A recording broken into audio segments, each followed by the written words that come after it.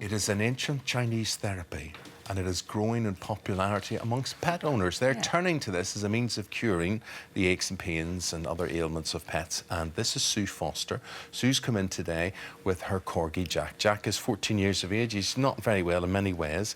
And Emma Buckland is a vet who's been practicing this technique for 7 years. So, Sue, first of all, tell us about Jack. What's wrong with him? His back legs don't actually, they waver, and he gets sort of like a nervy pain. Yeah. When he stands, his legs waver. Yeah. He's flinching a wee bit. Now, just camera. Yeah. Somebody give me a camera and follow my finger here, right? So we were just getting in these from Emma was putting this in here, and I noticed the muscle was jumping, sort of twinging, and you're putting these in here. I know what that feels like, but at least I can yelp and say, I don't like that, get away from me. But he could yelp and So, he has yeah, he would. Because that was a deep insertion that you made there. Now, I can see the muscle twitching. What exactly is happening here? I can see the spasms sort of happening here. So Jack, like quite a lot of longer back breeds, has some sort of degenerative changes in his spine.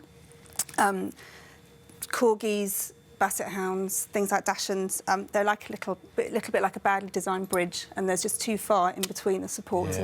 I always think they almost need a little extra pair of legs in the middle to support them. So the spine tends to sag in the middle. And as they age, especially with sort of going up and down stairs, jumping in and out of cars, jumping on sofas and things, they get degenerative changes. They can get bulging discs.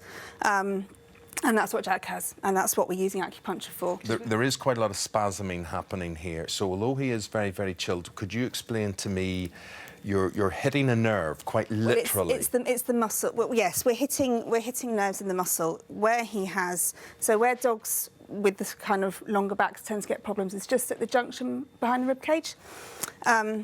And the muscles tend to spasm around the bulging disc to try and protect it. So his muscles are quite tight. What does the needle actually do? So we're stimulating nerves in the muscles, and the idea is to try and modulate and affect the way his own body is transmitting and perceiving pain. Yes. So it's very much a medical approach to acupuncture. We are using his own nervous system, basically. I'm feeling, I'm looking at the contractions going on there. I feel this so much because only last week I had the needles put in my neck, a muscle here in the side of my neck, so I know what this is like. It's not overly pleasant, but I have to say afterwards there was another contraction going on there. Okay. It's not overly pleasant, but the end result is very, very good. What results have you seen? Because obviously we're not going to see anything today, we're just talking about it and seeing how it's actually done. But what difference have you seen it's made for Jack? Well, he walks a lot easier than he does. When he's had this, he goes home, lays down, and he just rolls upside down, legs akimbo, and it's more a relaxed sleep that he has. He even actually plays with his toys a bit more. So, and getting in and over the back door, he can do that without sort of being lazy at the moment, and he just slides his legs over. And was he this kind of chilled about it when you first did it? No. Or so if people are thinking, oh, you know, my pet has a bad back or something, they're thinking about this, I would be worried, you know, taking my dog and thinking, if someone put a needle in her, is she going to react badly? They generally tolerate it amazingly. I mean, animals just do generally tolerate things better than humans, I think. And this is the exact technique that you would use on a human, that it doesn't say needles. I learnt on a human.